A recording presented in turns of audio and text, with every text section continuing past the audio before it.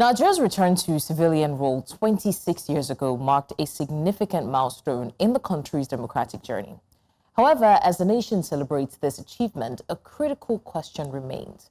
Does Nigeria's democracy still speak to its youth? The answer is complex, with many young Nigerians expressing disillusionment with the system. Now, one major factor contributing to this disillusionment is the lack of economic opportunities. Unemployment rates among Nigerian youth are alarmingly high, and I'm sure you can testify to that, leading to frustration and depression and desperation as well. Many feel that the government has failed to provide adequate support, leaving them to fend for themselves. And do you know how dangerous that is? This economic instability erodes trust in democracy and fuels apathy. Now, another significant issue is the prevalence of insecurity and police brutality. The NSAS movement, for example, highlighted the depth of frustration among young Nigerians regarding state violence and impunity. And the government's response to these concerns has been inadequate, further exacerbating the trust deficit. In fact, sometimes there's no response at all. Now, young people are increasingly questioning whether democracy can deliver justice and security. But ultimately, Nigeria's democracy will only thrive if it speaks to the aspirations of the youth. This is Fafanua Africa, and this is a show where we talk about the issues of the youth, their opportunities, their challenges, and we try to prefer a profound solution. Now, we're exploring the critical topic of democracy and disillusionment among the young Nigerians. I'm sure you don't want to miss this conversation, so stick around. The conversations will begin shortly.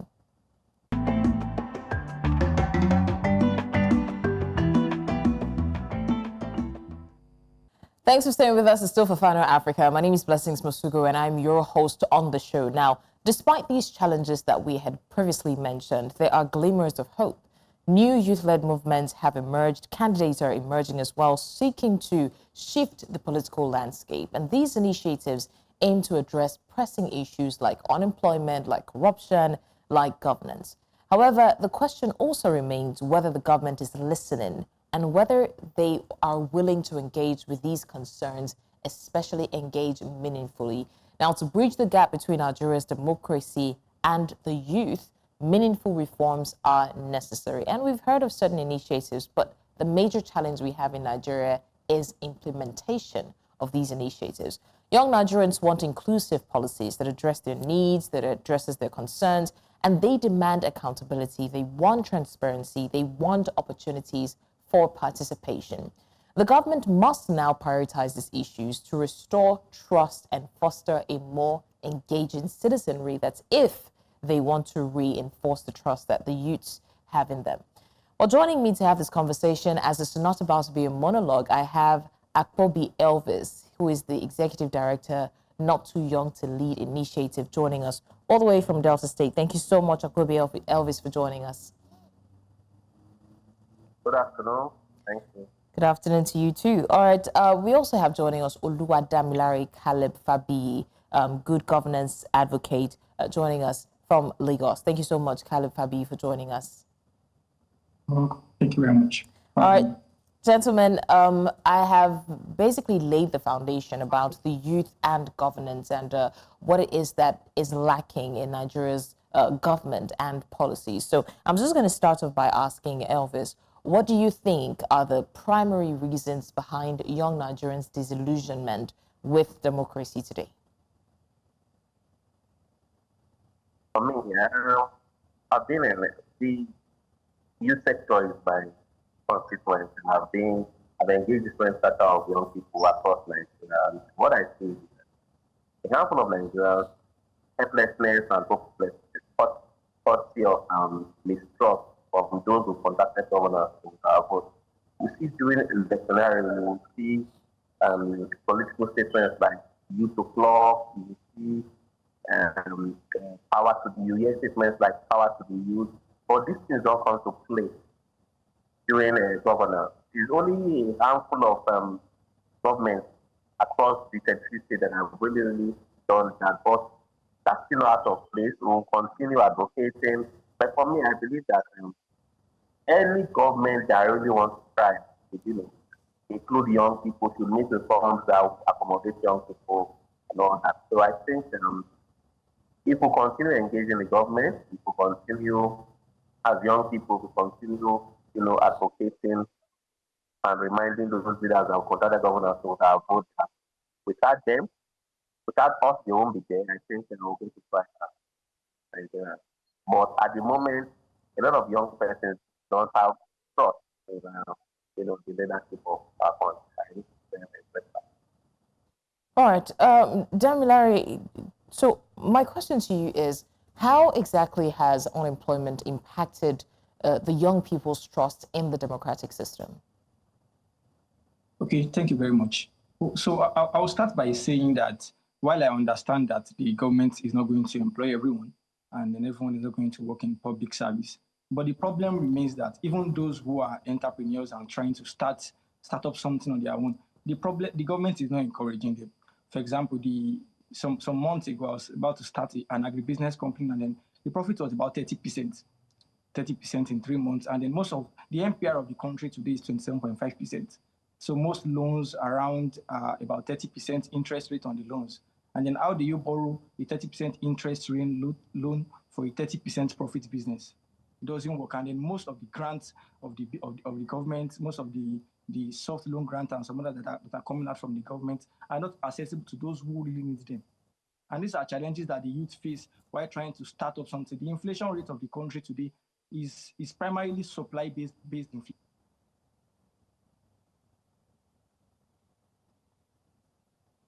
Damilare, can you hear us? Unfortunately, there seems to be an audio glitch, and I'm hoping that we can reestablish connection with Damilare. But let me go back to Elvis. Elvis, if you can hear me, let me just quickly ask if you want to chip in anything to what I asked about unemployment impacting the young people's trust in the democratic system. It does because we have Nigeria is blessed. Aside the natural resources to have solar and blessed, I think our greatest resource is in the untapped potentials of young Nigerians. And our social justice system is not too okay. In Nigeria today, you see people who ordinarily deserve to be in a particular place just because they don't have the right funding, they don't know anybody. You find that they won't gain access or getting such job. Our unemployment rate is high, fine. Like the other guy said, they will not employ, you can't employ everybody, but what is your employment process? We've seen cases, at the moment, we see cases where they are encouraging young Nigerians to enroll in the Nigerian military recruitment process that is going on, but you will never see a process where they will encourage young Nigerians to enroll in a job offers for CBN, FIRS and all that. All you see is just find out that some places these parastatals are employed. How were this employment done? No one knows. So that alone is mistrust. So for me, going forward, I believe that even as we celebrate the 4-year anniversary of the government today, every government official, every privileged people that know that you need to build trust with young Nigerians. I'm building trust with giving them equal opportunity where they can access their dreams and live their dreams. All right, thank you so much. Very quickly, let me try to confirm if we have Oluwadamilare with us.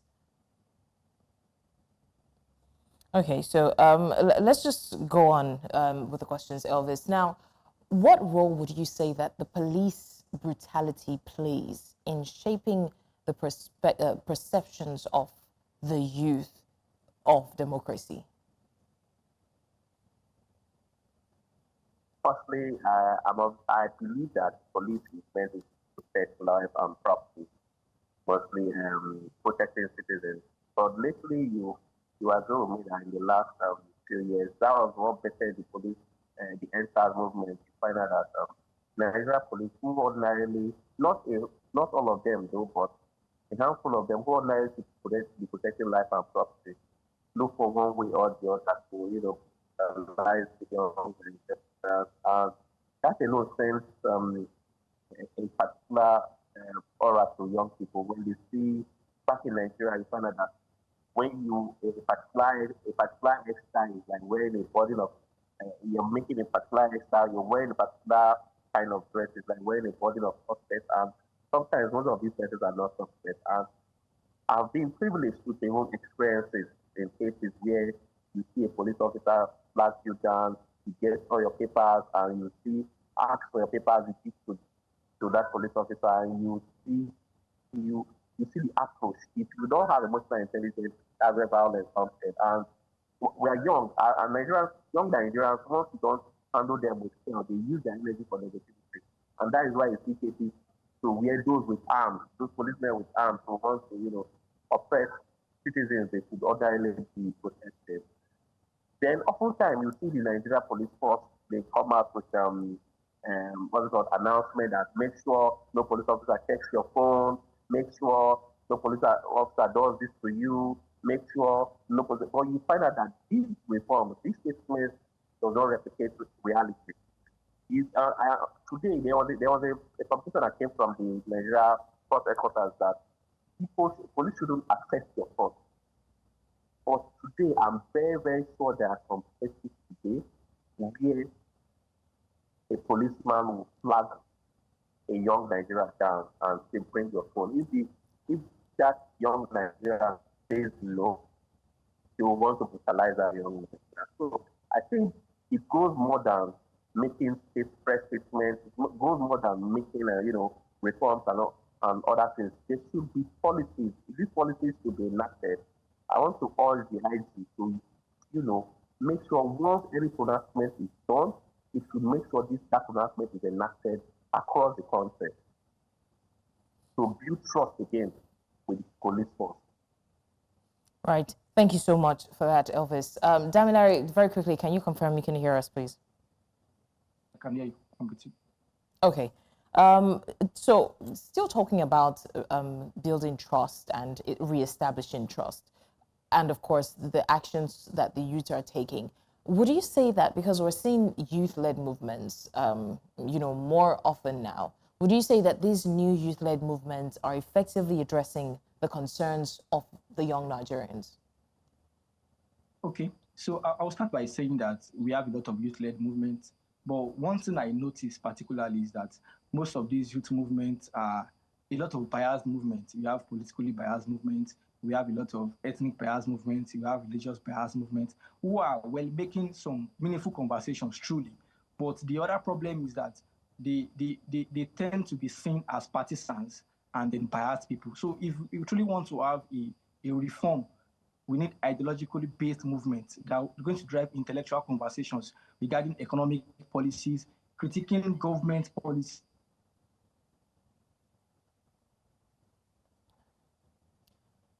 Damilare, can you hear us?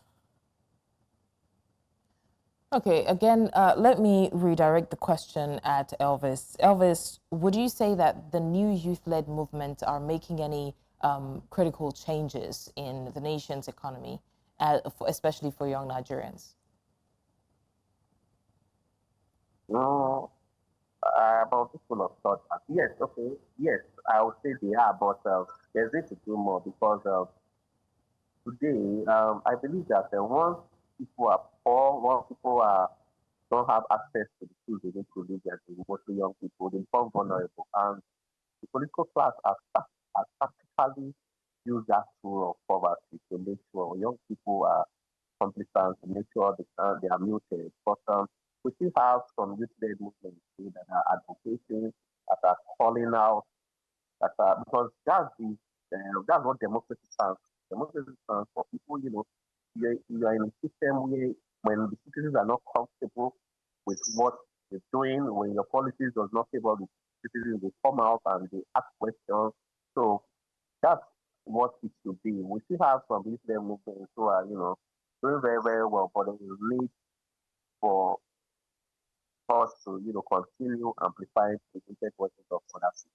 And I still want to urge that the government at the center look into the yearnings of young people, mostly because when young people are given this access to the tools they need to live, when they are given equal opportunities to be on that table where critical decisions about their future are being made, you find out that to move forward and find ways to live.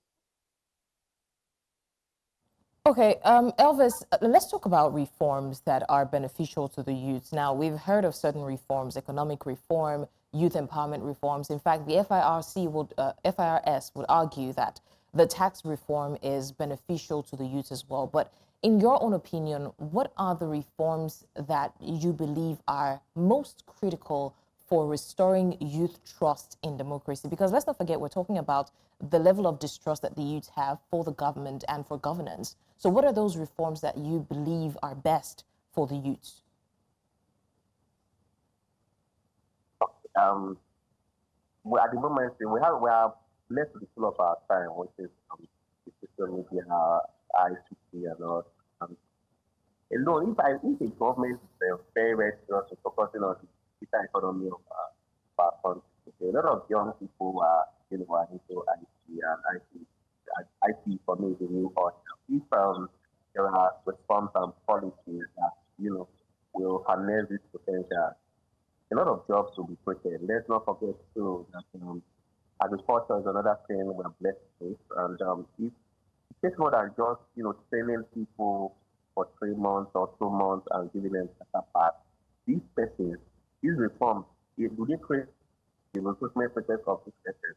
Because what you are not passionate about as a young person, when you get the starter pack, you find out that a handful of them will end up selling those things. So for a government, I want to advise that when you bring these nice ideas, nice policies to engage young people, there should be need for sustainability, there should be need for after training, and there should be room for internship where make sure what you train these persons for, they are subscribing to it, and the end result should be employment. So if the government at the center, go in that trajectory, I think we'll get it right.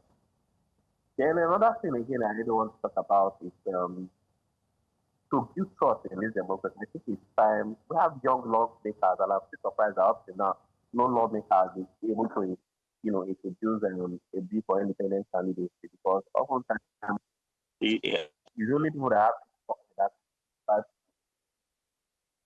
to but I think it's time a young lawmaker or any lawmaker introduce the independent candidates where young people without being subscribing to parties, going through those party processes, aspire to be elected and get elected. Okay, so I'm also interested in the bridging of the gap between the government and the youth. Like I said, the youth have a level of distrust, not just for the government now, for governance as well. So how can the government better engage with young Nigerians to address their concerns?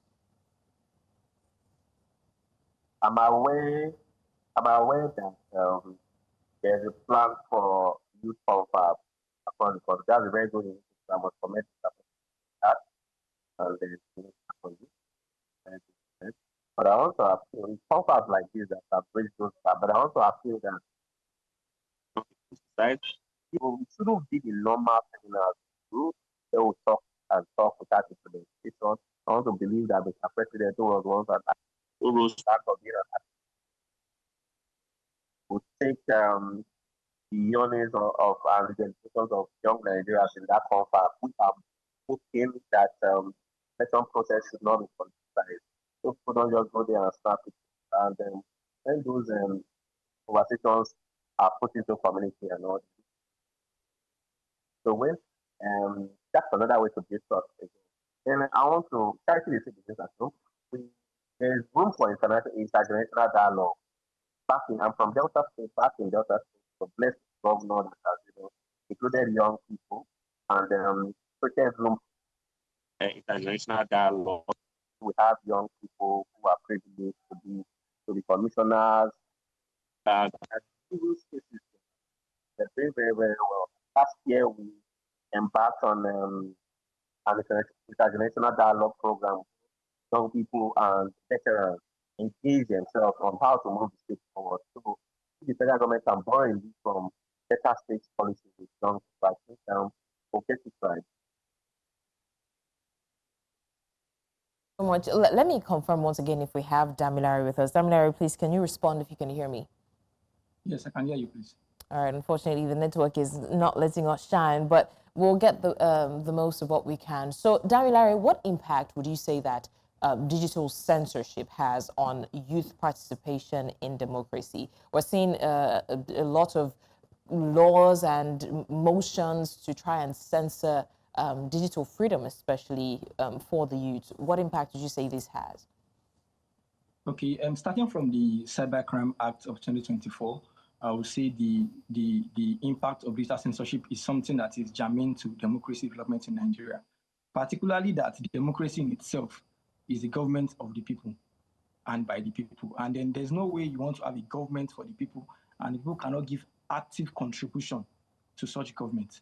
If people are not free to critique the government's policies, they're not free to give other types of dimensions to the government interventions. They can't say this does not work, we don't want this, this is more impactful for us in the long run. Then how do the citizens participate in the government? And then and the youth censorship and the digital censorship is something that it goes deeper than we think it is. We only know about those who talk and then maybe they are being threatened or they are being arrested. There are some that don't even speak because of that. There are some that have intellectual discussions. They have policy understanding. They understand what the solutions might be at local levels. And then they can't talk because they feel if they talk, the government is going to pick them up and this and that. And then those are foundational issues that will affect youth participation in general politics. Some don't, some are apathetic towards policies just because of those things. So if the government really wants the youth to participate, while the youth won't even wait for the government, youth-led movements need to come up that are strongly ideological and developmental based. Let them bring up policies, let them write policy briefs, let them send it to the government, let them push it, let them organize Twitter spaces, let them organize Zoom meetings, let them bring themselves together and then advocate for better governance in Nigeria. Right. Thank you so much, Damilare, for that. So, to Elvis now, are there any successful examples of initiatives that have positively influenced policies that's youth-led initiative now in the past? Yeah, and I believe that the Not Too Young to Run movement brought about the Not Too Young to Run bill, which act despite today every government across Nigeria knows that there's a generation they need to bring on board, they need to legislate it. Before now, it's to be political recycling. I'll give you an example.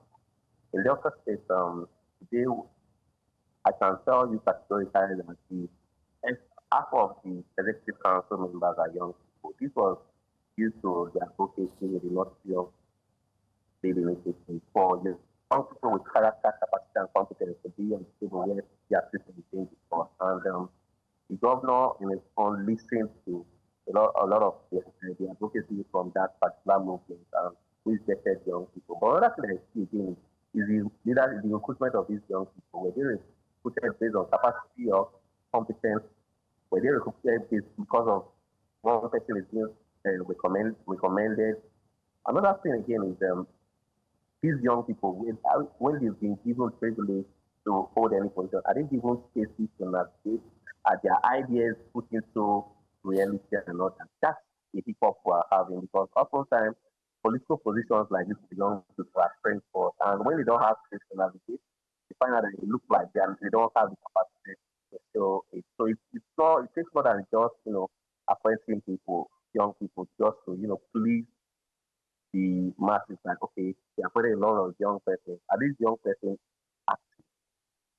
So for me, like the Not Too Young to Run act, Not Too Young to Run movement that became an act that has brought in young people on board. I think for the first time, we are having one of the youngest ministers for youth who is doing very, very well engaging young people. But like Oliver Twist, there is need to bring in more young people because Nigerians are blessed. Oftentimes when I see people who make policy for young people with a very large generational gap, you find out that you cannot really tell all those young persons need at the moment. So I think more youth-led movements will continue with that momentum that better the Not Too Young to Run act, which is cutting across borders all states today because every governor in every state, every local government knows that there's need to bring young people forward. Why these young persons to see these opportunities as a call to service, a call to for them to know that their actions and inactions, when given this opportunity, will either shut doors or close doors for that young person to be governor. Because the future of Nigeria lies in the actions and inactions of the young people, in the untapped potentials of the young people. So I think it will gravitate towards that. All right, thank you so much, Elvis. I'm going to ask Damilare a question, but I need you to think on it because we need to go on a short break. And I just want to find out, because I need us to touch base with reality for a moment. Now, Nigerian youths in the Nigerian parlance will tell you, now, person we don't chop, they do politics. And that's the truth. A lot of people do not have economic opportunities. A lot of people are struggling on a daily basis to make ends meet, to even, eat 3 square meals. So the possibility of thinking about participation in politics are slimmer because of the economic realities. So we're going to go on a short break now, Damilare. When we come back, I'll need you to answer that question. It's still Fafanwa Africa, and this is a show where we spotlight the youth that challenges the opportunities and the solutions that are bound to them. So stay with us. We'll be back with more on the conversation.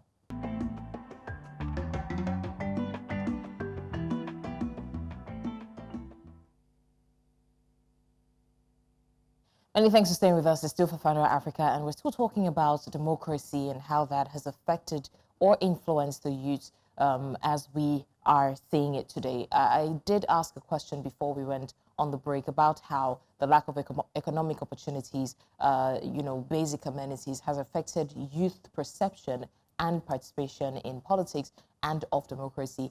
So I still have my guest with me, Damilare. So Damilare, would you mind doing justice to that question?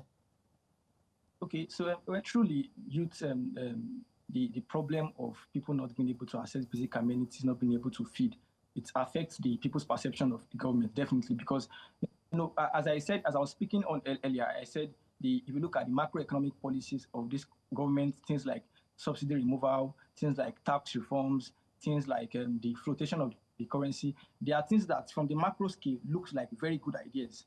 But when you dig deeper into the microeconomic policies of the government, like examining the national 2025 budget, you see that the fiscal responsibility and the fiscal accountability of the government does not align with what these macroeconomic realities are. So it looks as if the government is bringing those macroeconomic policies, which are actually good policies, but it looks like they're inflicting suffering on the citizens when people cannot feed because the subsidy is gone, fuel cost is expensive, you have currency flotation, exchange rate is very high, you have tax reform bills, VAT is going to increase from 7.5% to 10%. Then are going to see the big effects on the masses. But those taxes wouldn't be issues, subsidy wouldn't be issue if you are seeing real developmental plans following it. Look at the national budget now. We have about 6.9 trillion being mass insertions into the national budget.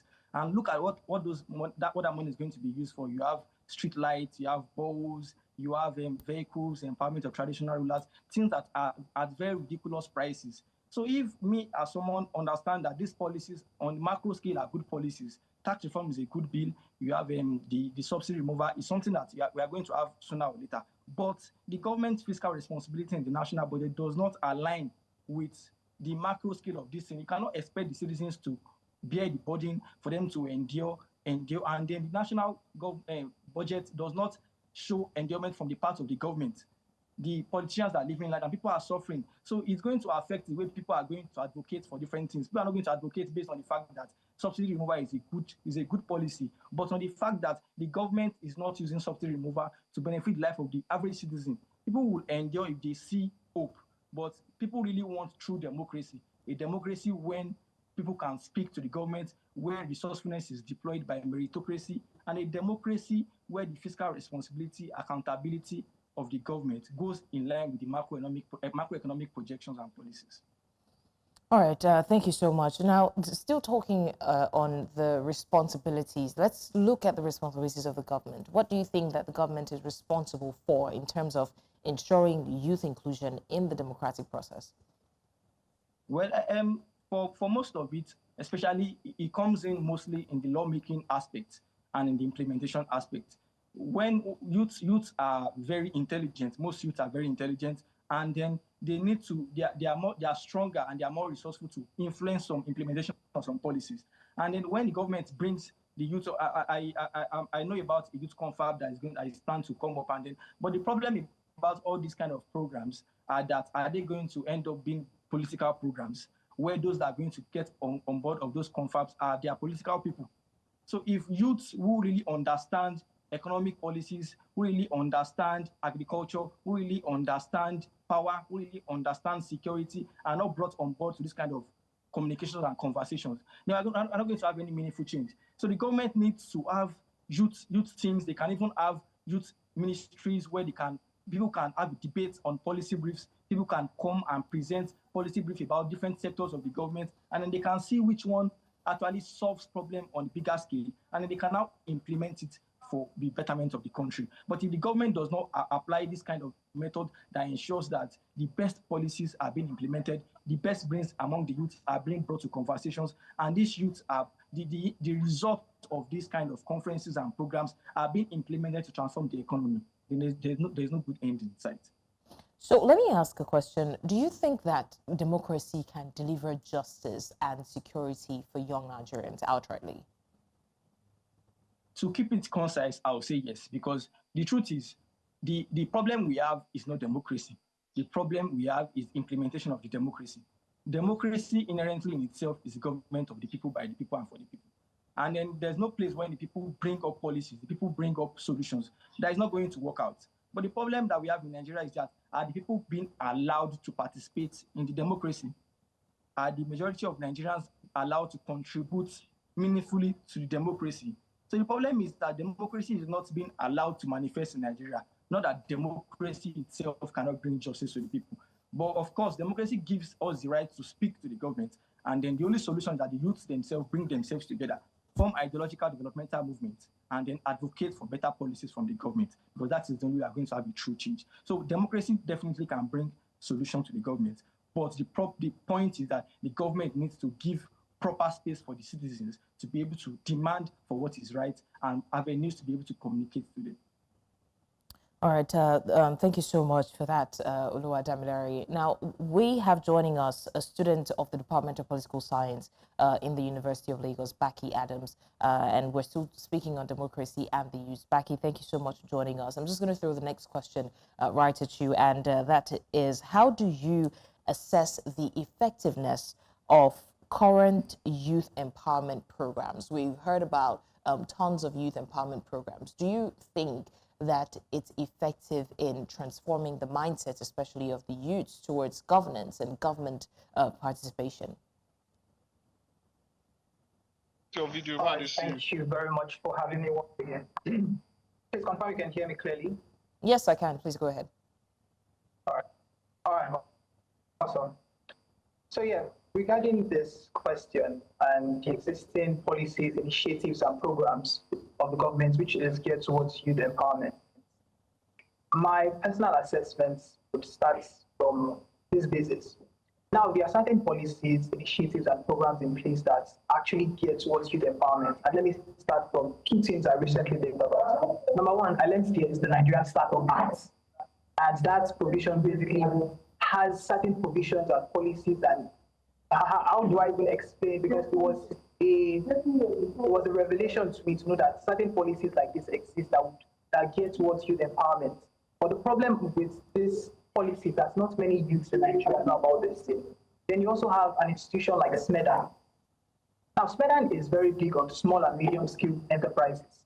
And these enterprises are often tilted towards the youth and also maybe the adult population, older adult population.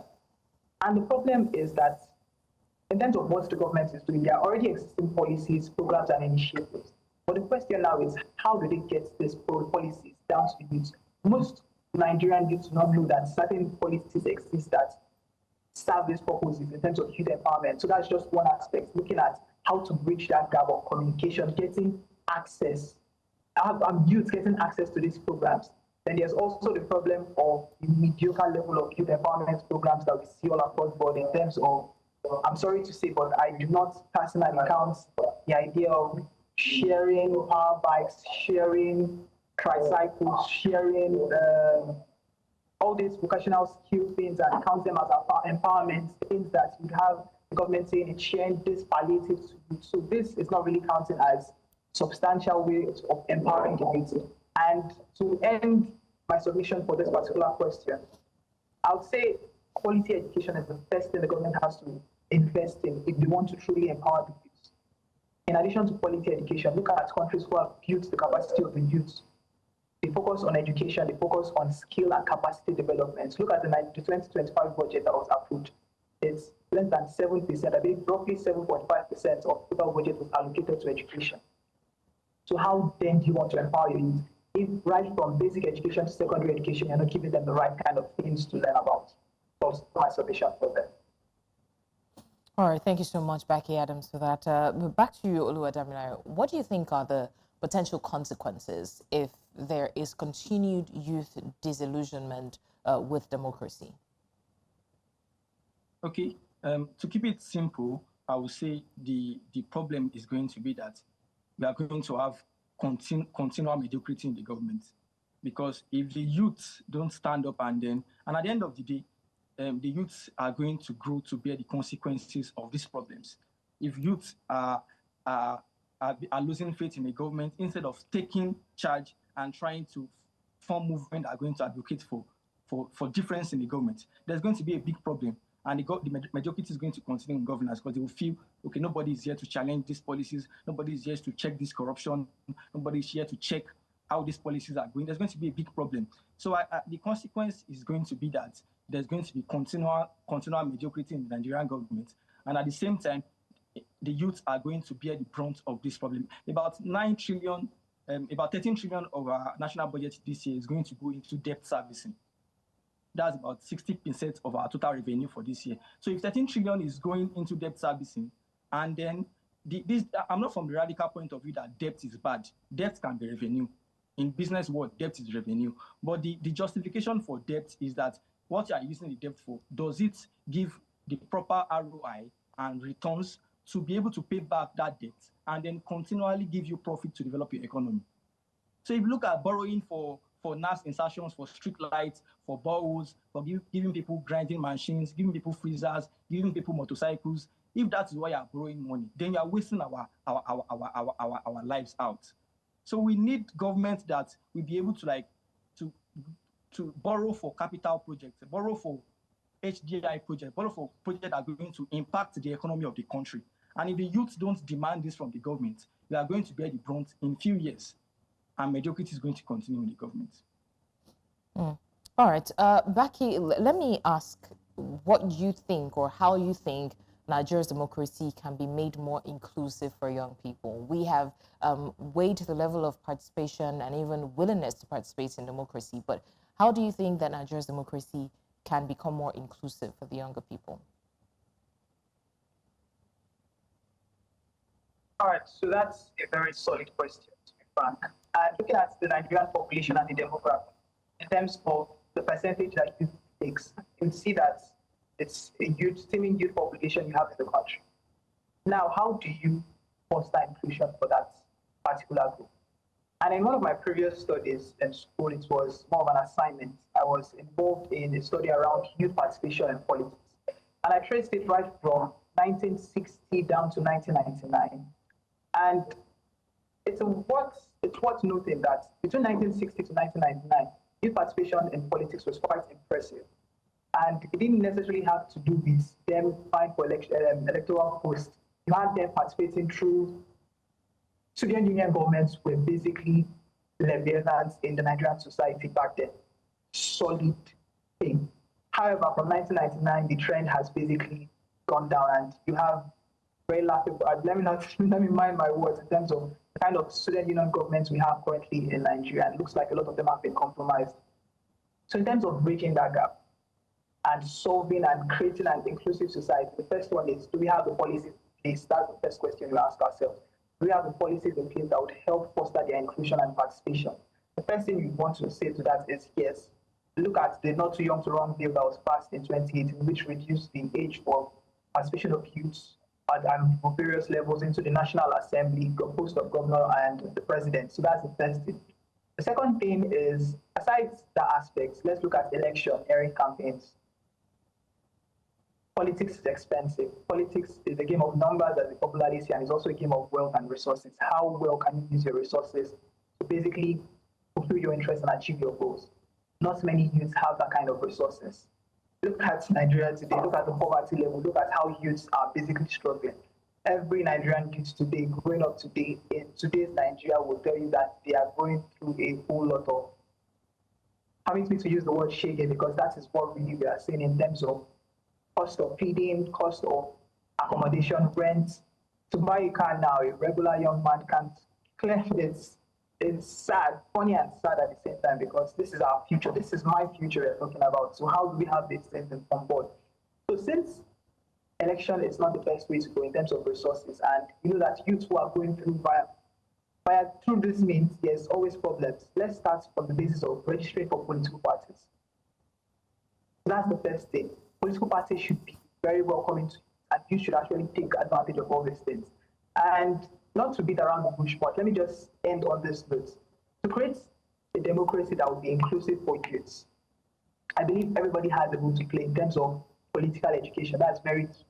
How do we let the youth know that they are welcome? Because every time a youth comes on board, the general feeling is that the elderly people there, the elders there, will basically push them aside and there's nothing to do. So to foster inclusion, we need the policies. We need youth to be politically educated and aware. How, because state and local government elections are coming up, how many youth are fully aware about all these things? And it's just about asking yourself these questions. And you notice that my answer is not really straightforward, because there's still a fundamental problem with democracy in Nigeria, and that starts from our constitution. So there's still a structural or systemic problem that needs to be solved to start fixing these loopholes and create the kind of culture that will foster these things in the country. I do get you. Thank you so much, Baki Adams, for that. Okay, so Damilare, very quickly, I want to find out what role you think social media and digital platforms generally play in shaping youth political engagement. Okay, I believe it depends on how they are used, truthfully. It depends on how social media and digital engagements are used. But they are meant to shape it in the good perspective. But what I've been seeing in the last few days, or in the last few months and few years, is that social media is not being used properly. What we have mostly these days is is basically a place of political bias.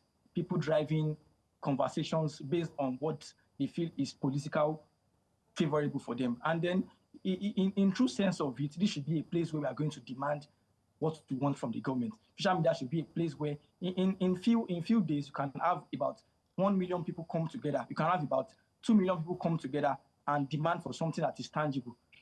We saw how NSAS made a radical shift in the advocacy of youth in this country, and everything started from single hashtag on social media. So we know that social media can really drive meaningful change. But the problem is that the social media being properly used in Nigeria today. Is it being properly used? Are youth-led organizations that are present on social media, are they partisans? Are they politically biased people? So the problem that we have is, if we want social media to really amplify youth policies and youth voices in governments, we need to first ensure that the youth are informed, because that's the other problem. Most youth in Nigeria today are not politically informed, they are not economically informed, they are not administratively informed. We saw what happened with MTF policy some days ago. People just thought it was an outright loan. Why, yes, it's a loan plan, but at the same time, when you criticize those kind of things and then you allow people to waive you on technical difficulty, that it's not a loan because you don't really understand what MTEF means. So we need a social media that has avenue for people to learn about governance, learn about politics, learn about administrative perspectives. And when people learn about these things, it's going to help them to rightfully demand for what is right from the government, and then really achieve policies that will influence meaningful change. All right, thank you so much. So let me just ask the same question to Baki. What role do you think that social media and digital platforms play or should play in shaping youth political engagement? I wholesomely agree with what Caleb has said, and you have to admit it. It's today's world, and it's the age of information, it's the age of technology. Social media has to creates the kind of change we need. But the problem with certain things that are, would I call it open source, just open to the world, is there'll always be the good side, there'll always be the bad side. And I was having a conversation with a couple of people, and what they pitched to me was that social media is always amplifying the negative aspects of the society. And oftentimes I laugh and say, Nigeria is actually facing this negative thing that people are amplifying. But how can we use social media to drive change? How can we use it to create a lasting impact? Let me make reference to one key event that happened in the world through social media. If you've ever heard of the Arab Spring that happened across the Middle East, you know how social media was very instrumental in driving change across these Middle Eastern states. It was basically I call it the fuel in the fire that basically drove these things. So social media is very key. It can be used to create good. It can be used to create bad and cause damage in the world. So I think it's very important that we are careful in terms of the kind of information we share around and pass across. However, I don't think amplifying negative things is quite bad, because there's a lot of problems we're facing in Nigeria. And there's still the aspect of people coming with their political bias, and that is, I would say, normal. You're dealing with human beings with emotions. So at times, I haven't eaten today, I see somebody is borrowing this, and I just, out of emotions, come on social media, start this. So through one hashtag, NSAS basically created a very interesting buzz in the Nigerian society. And through the Arab Spring, we had someone make one post spiraled into political change that rocked over 4 countries. And that is basically sheer capacity and gravity that social media has. So it's quite important that we use it to drive the right kind of change we want in our society. All right, that's a good place to end the conversation. I want to say a big thank you first to Akpobi Elvis, in absentia, of course, Executive Director, Not Too Young to Lead Initiative, who joined us from Delta State earlier on the show. And of course, I want to say a big thank you, Baki Adams, a student of the Department of Political Science, University of Lagos, for joining us from Lagos. And of course, a big thank you to Oluwadamilare Caleb-Fabiyi, a good governance advocate who joined us from Lagos as well. Thank you so much, Oluwadamilare, for joining us. All right, with that, we conclude today's episode of Afanwa Africa. You can catch up on all our missed episodes on our YouTube channels at News Central. And you can also watch News Central live on DSTV, channel 422, GoTV, channel 23, Star Times 274, Avo TV, and of course on YouTube. Until I come your way next Friday, I'm Blessings Mosugu. Goodbye and have a wonderful weekend.